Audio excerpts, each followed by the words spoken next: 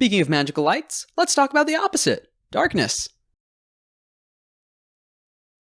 You can't see today's intro because it's too dark. Second level evocation. Why?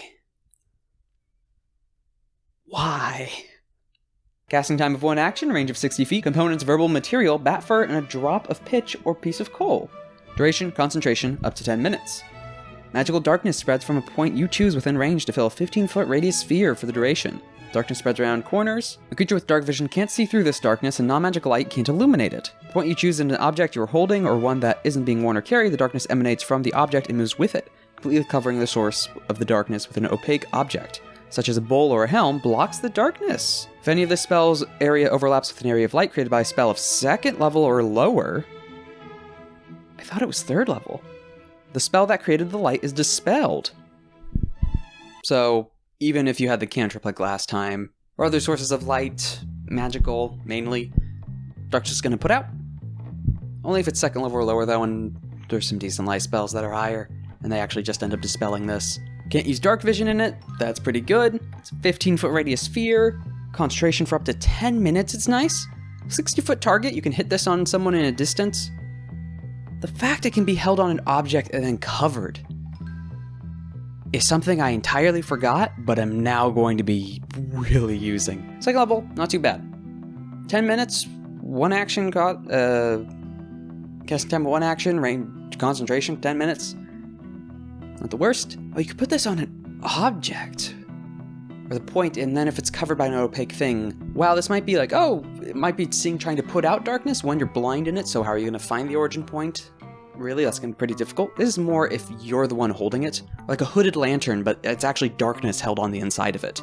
You cast it on the candle and it's closed over, and then lift it up, you have your equivalent of a smoke bomb.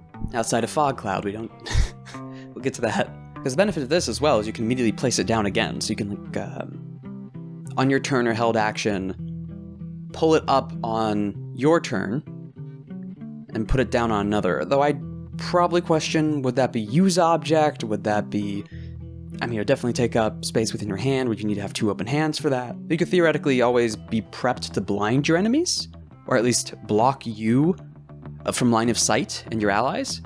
Like maybe with a held action, hold your action to unveil it when you're about to be targeted by a swarm of arrows or something, and just a brief flash, and then it's closed again so your allies can see where they're going, but as the enemy's reloading and about to fire again, prepped it. That's a very specific use case. And that's just trying to make use of the keep opaque. Though, for villains, always a good smoke bomb, or stopping anyone, really. The issue I have with this is darkness, and it stops things with dark vision as well. So if you're benefiting from blind, you're gonna have to be able to see through magical darkness, which if I remember only 1 effect gives, and that Warlock gets, and that's a terrifying mix, especially on a Hexblade, of being able to entirely blind your enemies, but being 100% able to see what you're doing. That is a very, very specific one. But if you have that combo on Warlock, I mean, go for it. That's the downside with this, or Fog, is if none of you can see, no one has real advantage outside of a getaway. But within the middle of combat, it's great for breaking up line of sight, but it's also breaking line of sight on your end as well. It's a bit of a trade-off. Putting out the lower level magical lights, it's a neat thing. It can really hurt in the Shadowfell. And then concentration on top of that, I don't know, it seems iconic, but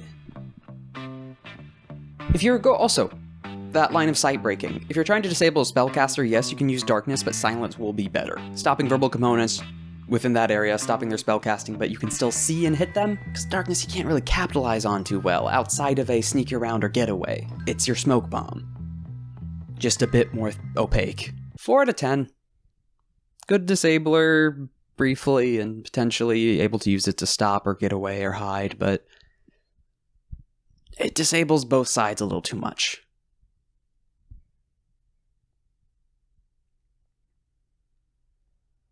And the fact it's 60 feet, I mean, if you're at range and just trying to stop something with a ranged attack,